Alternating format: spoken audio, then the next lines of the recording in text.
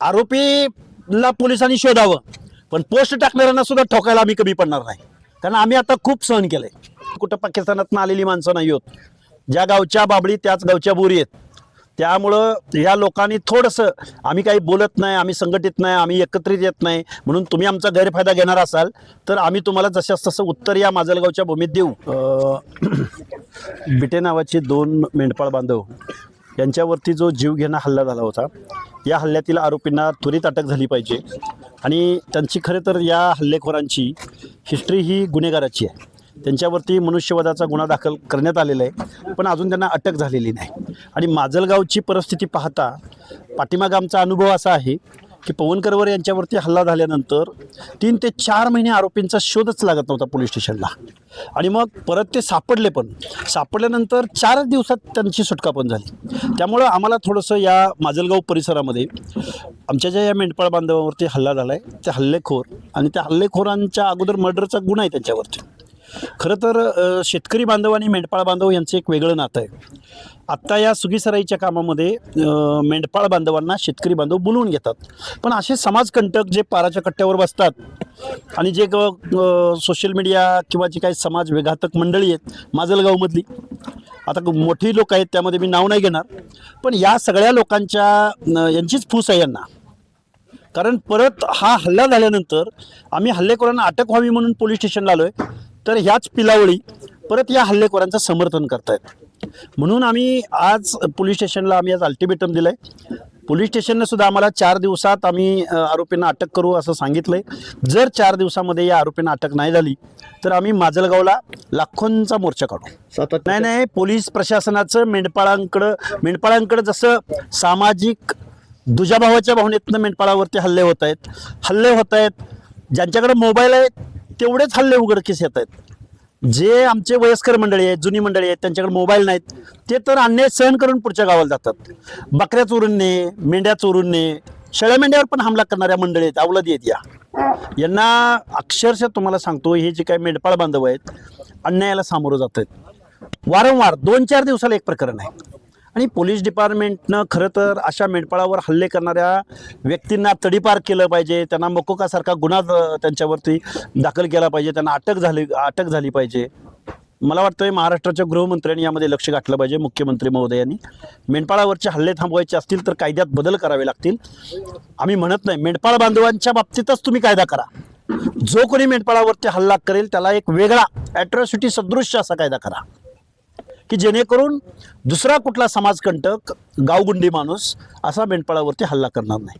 जर आरोपीला अटक झाली नाही तर तुमची पुढली भूमिका काय आहे? आरोपीला अटक जर 4 दिवसात नाही झाली तर आम्ही माजलगावला लाखोंचा मोर्चा काढतोय. आणि आम्ही पण बांगड्या भरलेल्या नाहीत. आम्ही सहन करतोय याचा अर्थ आम्ही नामर्द आहोत. या भानगडीत कुणी जाऊ नये. आणि आरोपींना फूस लावणाऱ्या बांडगोळांना आमचं सांगणं आहे, आम्हाला तुमच्या गावात यावं लागेल आणि मग जशाच तसं आम्हाला तुम्हाला उत्तर सुद्धा द्यावं लागेल. आम्ही काही असं कुठं अल्पसंख्याक किंवा आम्ही कुठं पाकिस्तानातून आलेली माणसं नाही आहोत. ज्या गावच्या बाबळी त्याच गावच्या बोरी आहेत. त्यामुळं या लोकांनी थोडंसं, आम्ही काही बोलत नाही, आम्ही संघटित नाही, आम्ही एकत्रित येत नाही म्हणून तुम्ही आमचा गैरफायदा घेणार असाल तर आम्ही तुम्हाला जशास तसं उत्तर या माजलगावच्या भूमीत देऊ. सदर म्हणजे मारहाण झाल्यानंतर त्याचा जेव्हा व्हिडिओ सोशल मीडिया पब्लिश होतो, काही ठराविक गट असतात की प्रत्येक वेळेला जर या गटाचा व्यक्ती असेल तर ते कमेंट करणार, या गटाचा असेल ते कमेंट करणार. यावरती कुठे निर्बंध असायला हवा? हे बघा, जे गुन्हेगार आहेत त्या गुन्हेगाराला जातीच्या चष्म्यातनं आम्ही पाहत नाही आहोत. आम्ही कुठेही जातीचा किंवा विशिष्ट गटाचा उल्लेख केलेला नाही. आम्ही काय म्हणतोय की गुन्हेगाराला अटक करा, कोणी असो, पण त्याला पाठिंबा देणाऱ्या माणसांचं काय करायचं? त्यांना फूस लावणाऱ्या माणसांचं काय करायचं? पाठीमागं करवर यांच्यावरती हल्ला झाला त्यावेळी त्यांना कुठल्या पुढाऱ्यांचा पाठिंबा होता? कुणी वाचवलं 4 महिने त्यांना? पोलीस प्रशासनावर दबाव कुणी आणला होता? मग आत्ता काल परवा या आरोपींनी या मेंढपाळ बांधवावरती हल्ला केला तर त्या आरोपींच्या समर्थनार्थ आज पोस्ट टाकलेत. आरोपीला पोलिसांनी शोधावं, पण पोस्ट टाकणाऱ्यांना सुद्धा ठोकायला आम्ही कमी पडणार नाही. कारण आम्ही आता खूप सहन केलंय. सदर प्रकरणामध्ये यांच्यावर जे हल्ला झाला, मात्र ज्या पद्धतीनं पोलीस प्रशासनानं कारवाई केली त्यावर समाधानी आहेत का? आम्ही समाधानी नाही आहोत. 4 महिन्यानं पोलीस स्टेशनला आरोपी 4 महिन्यानं सापडतात. ते जे आरोपी आहेत ते विजयसिंह पंडिताचे कार्यकर्ते आहेत.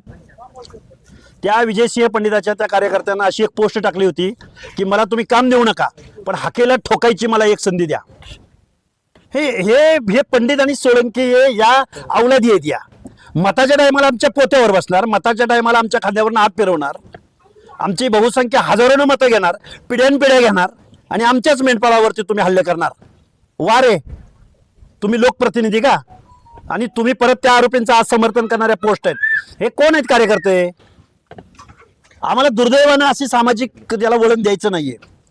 पोलिसांनी त्वरित या आरोपीवरती कारवाई करावी आणि मग कारवाई जर नाही केली आणि वारंवार एकाच समूहाची माणसं कशी असतात, ओबीसी मधल्या कुठल्याही घटकावर अन्याय अत्याचार करणारी, दलितांवरती अन्याय अत्याचार करणारी, अॅट्रॉसिटी कायदा रद्द करा म्हणणारे अवलादी कोण आहेत?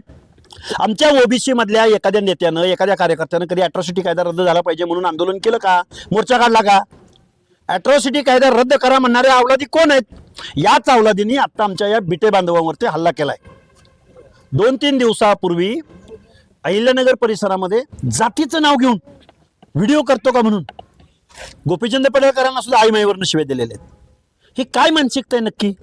आम्ही कधी कुठल्या जातीच्या विरोधामध्ये, आम्ही कधी कुठल्या माणसाच्या विरोधामध्ये आम्ही असं वागतो का? आमच्या मेंढपाळ बांधवांनी कधी कुणावरती हातात धारदार कुऱ्हाड असती त्याच्या, ती धारदार कुऱ्हाड कधी कुणावर चालवली का आमच्या मेंढपाळ बांधवांनी? तुम्ही का आम्हाला टार्गेट करताय?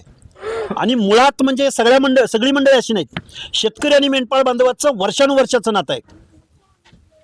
शेतकरी बांधव मेंढपाळांना आमंत्रण देतात, तुम्ही आमच्या शेतात या, तुम्ही आमच्या शेतात आणून मेंढ्या बसवा.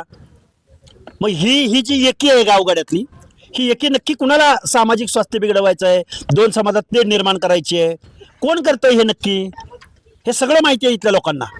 आम्हाला बोलायची वेळ आणू नका. मागणी केलेली, पोलीस स्टेशनला यायचं होतं, कोण फिरवायचं होतं एखादा? तुम्ही लोकप्रतिनिधी आहात ना, तुम्ही आमची मतं घेतलीत ना पिढ्यानपिढ्या. मग मतं घेणाऱ्या माणसांनी या निवडणुका झाल्यानंतर अख्ख्या मतदारसंघाच्या दायित्वाची जबाबदारी निवडून आलेल्या आमदारावर असते. मग ही जबाबदारी कोणाची आहे? मतं देऊ अथवा न देऊ, त्या कन्सिस्टन्सीमधल्या हर एक माणसाच्या हिताचं संरक्षण करायची जबाबदारी त्या सदस्याची असते. कुठे आहेत सोळंकी? अधिवेशनाला गेलेत का? बरं, जर अधिवेशनाला गेले असते तिथं प्रश्न विचारला का लक्षवेधी? इथल्या PIला फोन केला का? इथं ॲडिशनल DYSP आलेले आहेत, ट्रेनी अधिकारी आलेले आहेत, पोलीस अधिकारी, त्यांना फोन केला का? आरोपींना अटक होती का? परत हल्ला करून पुन्हा मेंढपाळ बांधवांच्या विरोधामध्ये पोस्ट करणाऱ्या कोण अवलादी आहेत? सर, आपण जर पाहिलं तर गेल्या अनेक वर्षांपासून तुम्ही ओबीसीच्या प्रश्नावर काम करताय आणि आता त्यासाठीच त्याचाच आवाज तेज पातळीवर जावा यासाठी तुम्हाला राज्यसभेची उमेदवारी द्यावी अशी देखील तुमच्या समर्थकांनी मागणी केली होती.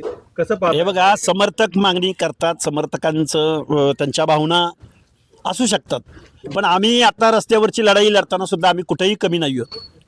आणि आम्ही कोणाच्या तरी सांगण्यावरनं किंवा कोणाच्या तरी अजेंड्यावर काम करणारा लक्ष्मण हाके हा कार्यकर्ता नाही. आम्ही ओबीसीच्या हक्क अधिकारावरती वाटेल ती किंमत मोजायला लागली तरी काम करणारे कार्यकर्ते आहोत.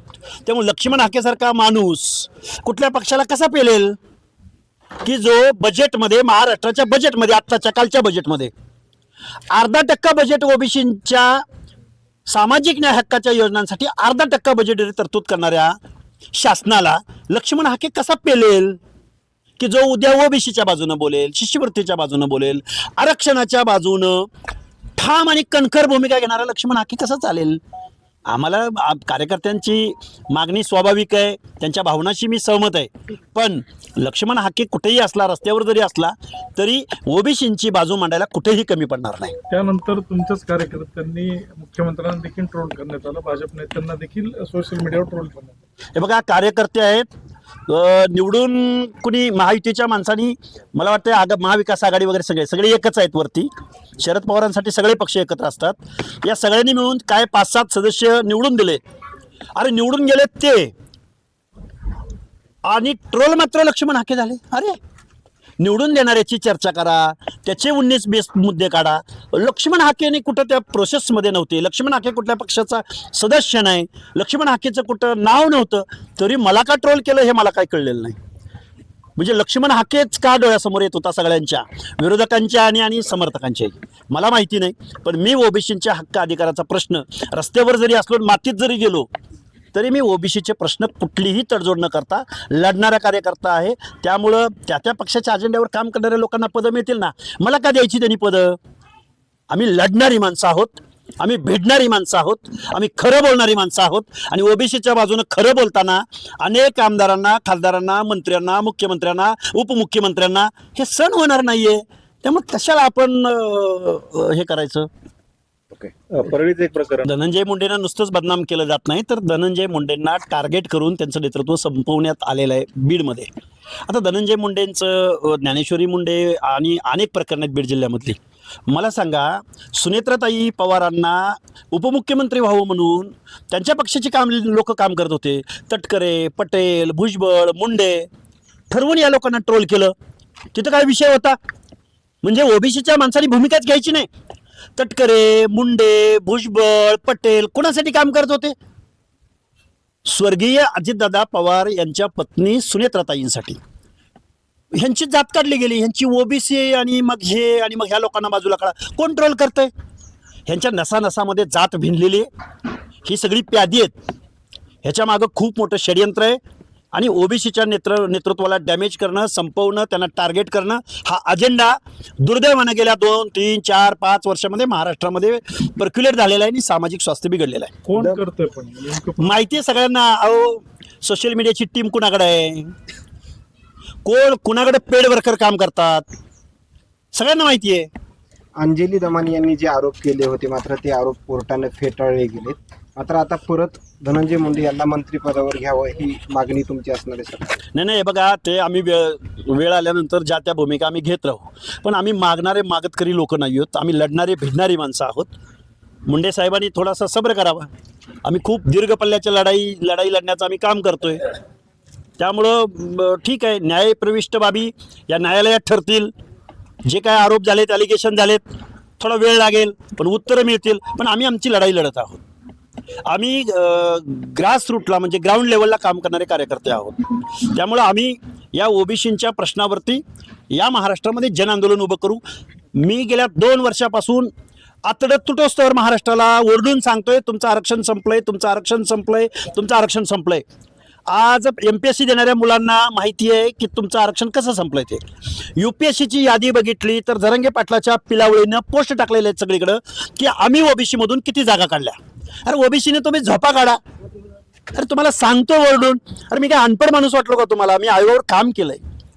UPSCच्या यादीमधल्या अर्ध्या बलुती आलुत्याच्या सामाजिकदृष्ट्या मागासांच्या जागा ढापल्या गेल्या.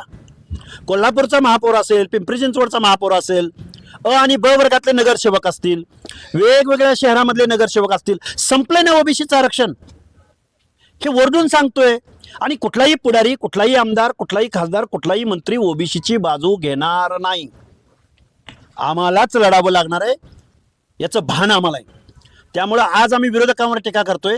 वेळ पडली तर उद्या ओबीसीचं नेतृत्व करू पाहणाऱ्या, ओबीसीचा चेहरा म्हणून मंत्रिमंडळात बसलेल्या माणसावर सुद्धा दुर्दैवानं आम्हाला भविष्यात टीका करावी लागेल.